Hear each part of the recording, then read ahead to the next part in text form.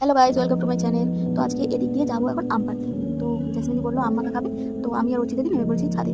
ছাদে গিয়ে দেখছি আম পারবো, কিন্তু আমরা পারতেই পারছিলাম না। কিন্তু গিয়ে ওদিক থেকে দেখো মাহি ওকে মেরে আমাদের দেখছি।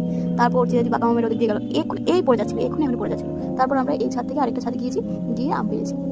এই দেখো অনেকগুলো আম পেয়ে নিয়েছি। এদিকে হাতে এই ছাদ থেকে হাতে আমগুলো পারা যায়। এই দেখো আমি একটা পাকা আম পেয়ে নিয়েছি। তো এই পাকা আমগুলো এখন আমরা মাখবো। এই দেখো কতগুলো আম, এতগুলো তো মাখা যাবে না, আমরা 4টের মতো মেখেছি। 4টে আমের মতো মেখেছি। প্রথমে ধুয়ে নিয়েছি, ধুয়ে এবার ভাবলাম একটু ভিডিও শ্যুট করে নিই, তাই একটু একাও মারছিলাম। তারপরে দিয়ে আমগুলো কাটছিল, জেসমিন কেটে দিচ্ছিল আমগুলো। তারপরে টেস্ট করে মেখে আমরা খাবো। আজকে একটু করে রোদ ছিল, তাই ভাবলাম যে আজকে একটু আম মাখা খাবো। এই দেখো মাহিকে একটা গোটা আম ও কামড়ে কামড়ে খেয়ে দিচ্ছিল। আর দেখো টক লাগছিল বলে কেরম করছিল। এদিকে আমি নুন দিয়ে দিয়েছি, লঙ্কা গুঁড়ো দিয়ে দিয়েছি, ধনে গুঁড়ো দিয়ে দিয়েছি, একটু জিরে গুঁড়ো দিয়ে দিয়েছি, একটু গরম মশলাও দিয়ে দিয়েছি। তেল দিয়ে মেখে খেয়ে নিয়েছি। তেল দিয়ে মেখেছি, দিয়ে দেখো কতক্ষণ আমরা ছিলাম 4 জন। তারপর দেখো আমরা খেয়েছি। আর দেখো ঝোল কীভাবে পড়ছে, কিন্তু দারুণ ছিল, একদম দেখতেও যেমন ছিল খেতেও। দেখা হচ্ছে নেক্সট ব্লগে, টাটা।